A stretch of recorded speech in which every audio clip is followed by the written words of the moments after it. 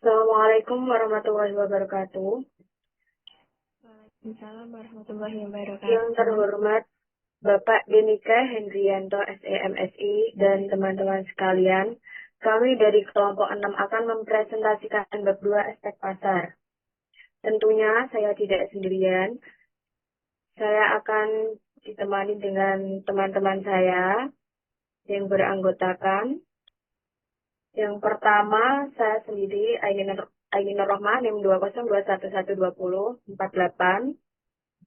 Yang kedua, Naimatul Khairiyah, NIM 202112049. Yang ketiga, Audi Delanita Wijaya, NIM 202112057. Yang keempat, Novinur Andriani, NIM 202112060. Yang kelima, Hasna Rizky Nabila, NIM 202112122.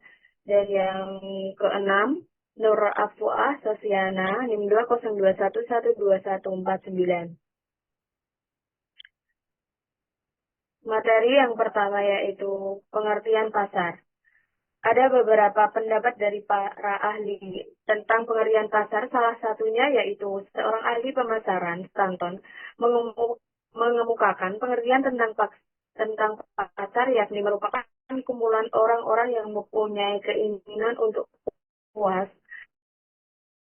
uang untuk belanja, dan kemampuan utama yaitu yang menunjang terjadinya pasar, yaitu orang dengan segala keinginannya, daya beli, serta tingkah laku dalam pembeliannya. Selanjutnya,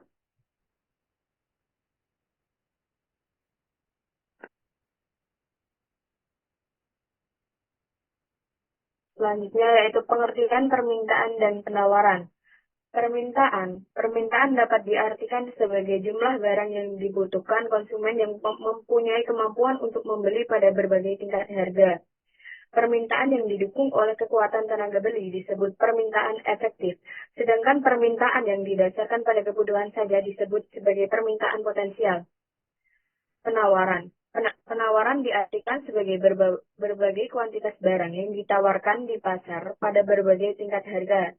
Beberapa faktor yang mempengaruhi penawaran sebagai berikut. Yang pertama yaitu harga barang-barang lain. Pada permintaan barang-barang ada yang saling bersaing, atau jika merupakan barang-barang pengganti dalam memenuhi kebutuhan masyarakat. Barang-barang seperti ini dapat menimbulkan pengaruh yang penting kepada penawaran suatu barang. Yang kedua, biaya faktor produksi. Pengeluaran untuk sektor ini merupakan hal penting dalam proses produksi. Jika pengeluarannya tidak efisien, tindakan ini dapat mengurangi penawaran di dalam sesuatu kegiatan ekonomi tertentu. Yang ketiga, tujuan perusahaan. Jika tujuan perusahaan adalah memaksimumkan keuntungan, dapat saja ia tidak berusaha menggunakan kapasitas produksinya secara maksimal, tetapi pada tingkat kapasitas yang memaksimumkan keuntungannya. Tujuan perusahaan dapat bermacam-macam dan dapat menimbulkan pengaruh yang berbeda pula terhadap penentuan tingkat produksinya. Yang keempat yaitu tingkat teknologi. Tingkat teknologi mempunyai peran yang penting dalam menentukan jumlah barang yang ditawarkan. Kemajuan teknologi dapat mengurangi ongkos produksi, mempertinggi produktivitas dan mutu, yang cenderung mengakibatkan terjadi kenaikan penawaran. Selanjutnya akan dijelaskan oleh teman saya. Selanjutnya ada bentuk pasar. Bentuk pasar di sini dapat dilihat dari dua sisi. Yang pertama sisi produsen atau penjual, yang kedua dari sisi konsumen. Untuk pasar produsen, yang pertama ada pasar persaingan sempurna. Di sini adalah jumlah produsen banyak dan sejauh tingkat persaingan tinggi, produsen dan konsumen dapat menjual dan membeli berapa saja tanpa ada batasan. Yang kedua, pasar monopoli adalah jumlah produsen atau penjual tunggal. Tidak ada barang substitusi, harga dikendalikan oleh produsen atau penjual. Selanjutnya ada pasar oligopoli. Adalah perluasan dari pasar monopoli. Penjual dan pembeli sedikit. Harga dan jumlah barang yang diproduksi atau dijual ditentukan oleh penjual yang sedikit secara bersaing. Yang terakhir ada pasar persaingan monopolistik. adalah bentuk campuran antara persaingan sempurna dengan monopoli. Ada kebebasan penjual keluar masuk pasar, barang yang dijual tidak homogen, tapi dimiliki oleh beberapa penjual saja. Selanjutnya ada pasar konsumen. Yang pertama adalah pasar konsumen, pasar barang dan jasa yang dibeli atau disewa oleh perorangan untuk keperluan pribadi. Yang kedua ada pasar industri, pasar barang dan jasa yang dibeli atau disewa oleh perorangan atau organisasi untuk digunakan pada produksi barang dan jasa lain, baik untuk dijual maupun untuk disewakan. Yang ketiga ada pasar penjual kembali, pasar yang terdiri dari perorangan atau organisasi, contohnya pedagang menengah. Di antaranya ada dealer, distributor, grosir, agen, dan retailer. Yang terakhir ada pasar pemerintah, adalah pasar yang terdiri dari unit-unit pemerintah yang membeli dan menyewa barang atau jasa untuk keperluan pemerintah.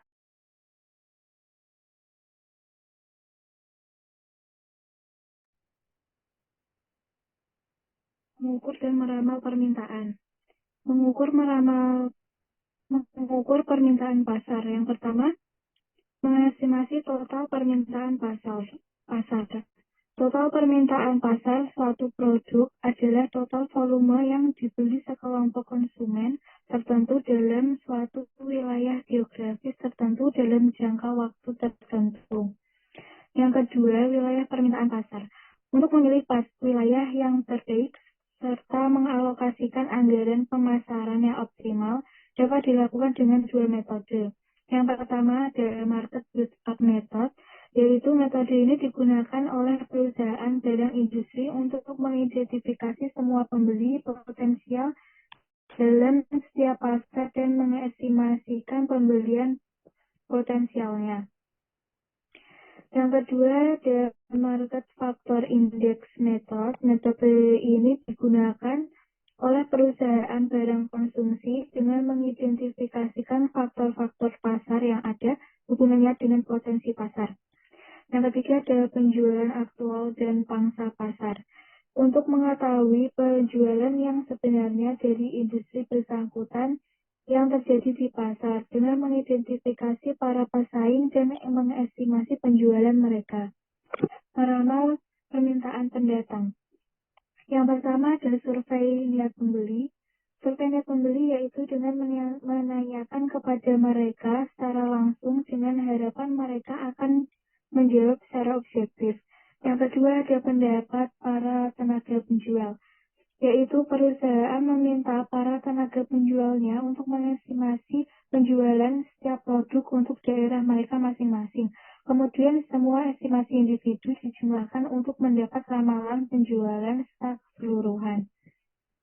Yang ketiga ada pendapat para ahli, yaitu pendapat yang dihasilkan berdasarkan data dan analisis yang lengkap dan ilmiah baik dari para akademisi maupun dari para praktisi. Untuk mengetahui pendapat para ahli dapat digunakan teknik GLP. Yang keempat, analisis deret waktu.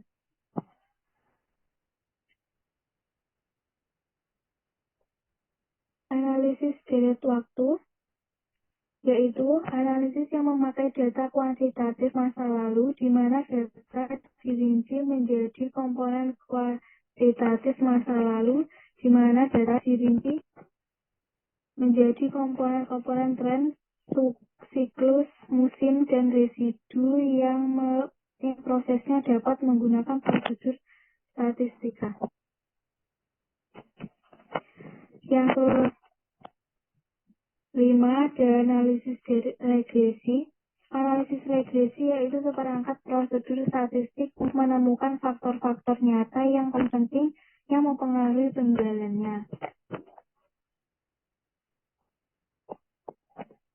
Next. Selanjutnya akan dijelaskan oleh teman saya.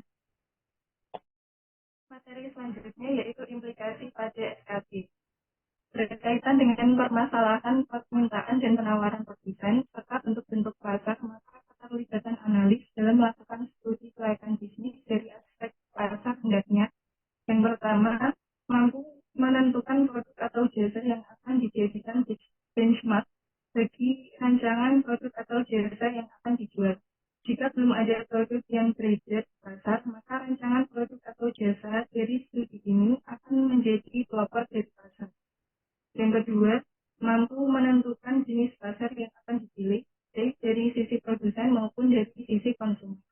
Dengan penentuan ini, maka manajemen selanjutnya akan mempersiapkan strategi dan kebijakannya. Yang ketiga, mampu melakukan analisis untuk dapat menentukan pergerakan permintaan konsumen akan produk yang akan dijual, serta pergerakan kemampuan para produsen dalam penawarannya, baik untuk masa sekarang maupun untuk masa ke depan. Yang keempat, mampu memberikan informasi tentang pangsa pasar, market share, produk-produk jenis yang dianggap sebagai pesaing baik untuk saat ini maupun perkiraan ke masa depan. Selanjutnya,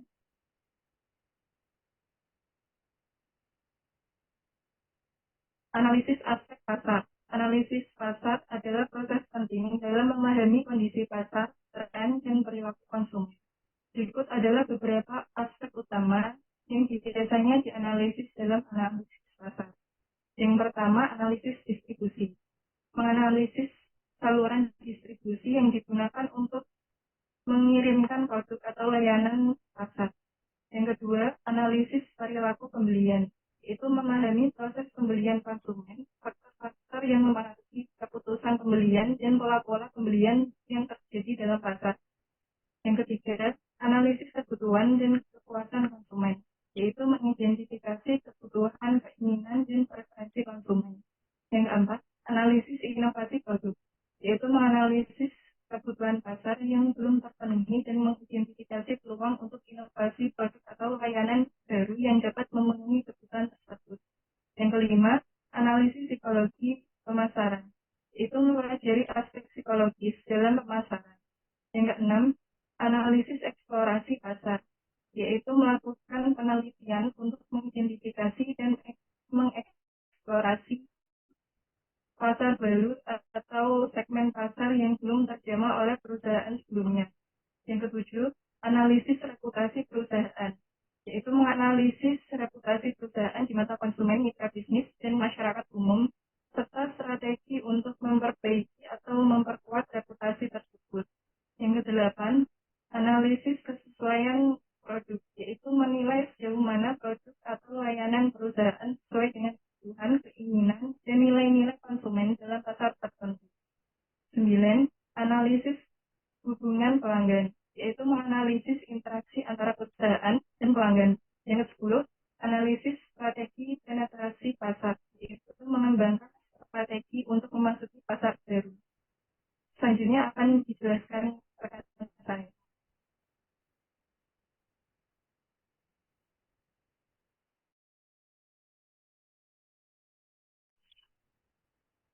Selanjutnya yaitu segmentasi pasar. Menurut Philip Kotler, yang dimaksud dengan segmentasi pasar adalah suatu usaha untuk meningkatkan ketepatan pemasaran perusahaan. Segmen pasar terdiri dari kelompok besar yang dapat diidentifikasi dalam sebuah pasar dengan keinginan, daya beli, lokal geografi, perilaku pembelian, dan kebiasaan pembelian yang serupa.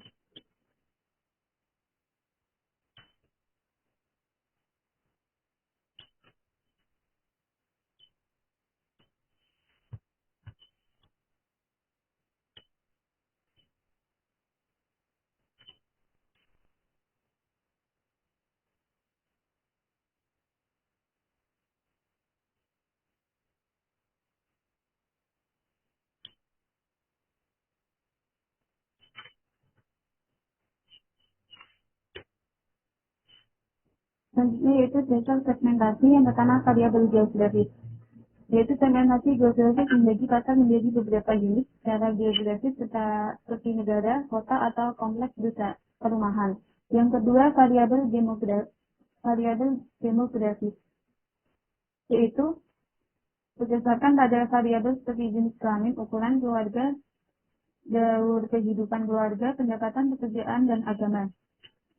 Yang ketiga, variabel psikografi, yaitu berdasarkan pada karakteristik kelas sosial, gaya hidup, dan kepribadian. Yang keempat, variabel tingkah, yaitu mengelompokkan pembeli berdasarkan pada pengetahuan sikap, atau reaksi mereka pada suatu produk.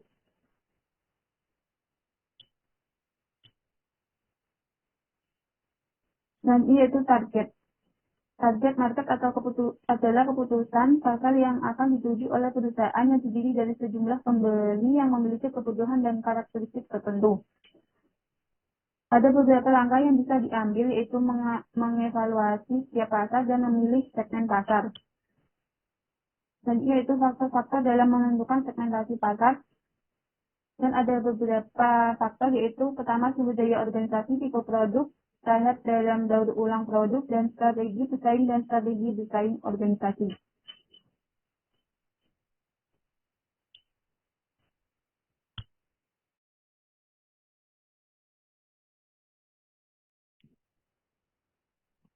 Selanjutnya ada sikap, perilaku, dan kepuasan konsumen. Faktor yang mempengaruhi sikap perilaku konsumen ada 3. Yang pertama, pengaruh lingkungan. Terdiri dari keluarga, budaya, kelas sosial, dan situasi. Yang kedua, perbedaan dan pengaruh individu dipengaruhi oleh pengetahuan, sikap, gaya hidup, dan kepribadian. Yang ketiga, ada proses psikologis dipengaruhi oleh pembelajaran, pengolahan informasi, dan perubahan sikap serta perilaku. Selanjutnya ada kepuasan konsumen. Kepuasan konsumen diukur dengan seberapa besar harapan konsumen tentang produk dan pelayanan sesuai dengan kinerja produk dan pelayanan yang aktual. Kepuasan akan mendorong konsumen untuk membeli ulang produk tersebut, maka sebaliknya, jika kecewa, konsumen tidak akan membeli produk yang sama lagi di kemudian hari. Kepuasan konsumen merupakan evaluasi purna beli di mana alternatif yang dipilih sekurang-kurangnya sama atau melampaui harapan konsumen. Kekecewaan timbul apabila kinerja yang aktual tidak memenuhi harapan konsumen.